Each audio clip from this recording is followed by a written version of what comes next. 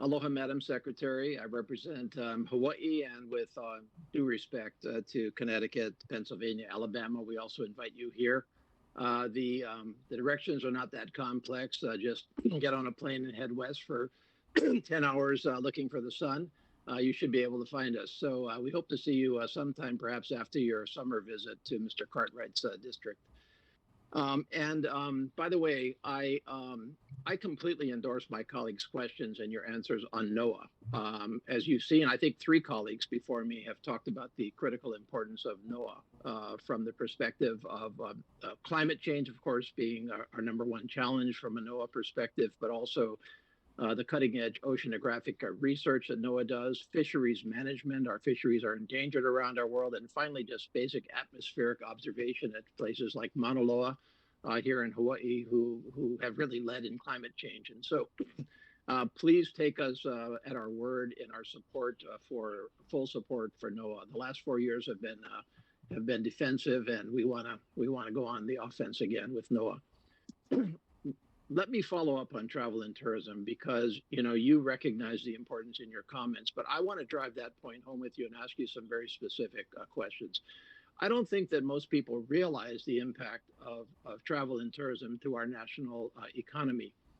Before COVID-19, U.S. travel and tourism accounted for about $2 trillion in economic output. It accounted for somewhere in the range of 16 million jobs.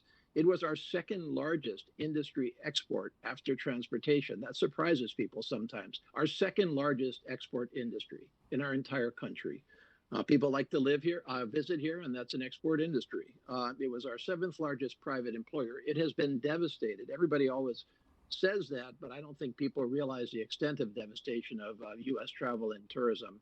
A loss of somewhere around half of that economic output, reduction in jobs by 30 to 40%, a reduction in federal, state, and county revenues as a result.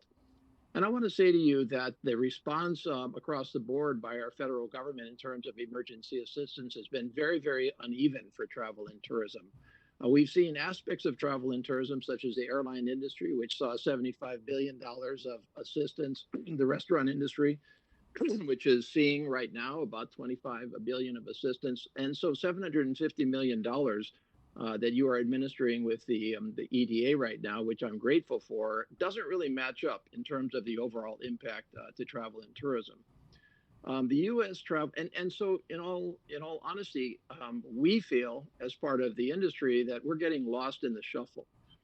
And part of that, I believe, has to do with the position given travel and tourism within the Department of Commerce, where it is frankly a sub agency. I mean, it is an agency, but many countries around the world treat travel and tourism as a major area from the perspective of government organization and focus at the sub cabinet, even sometimes cabinet level.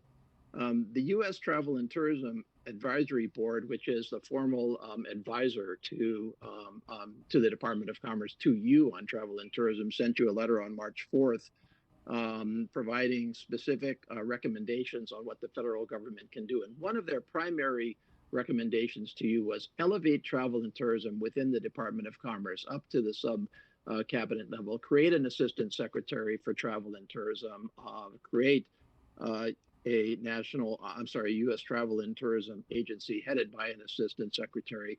Do you have thoughts yet on whether you can support that recommendation to give far more emphasis and focus to national travel and tourism policy coming out of COVID-19? Yeah.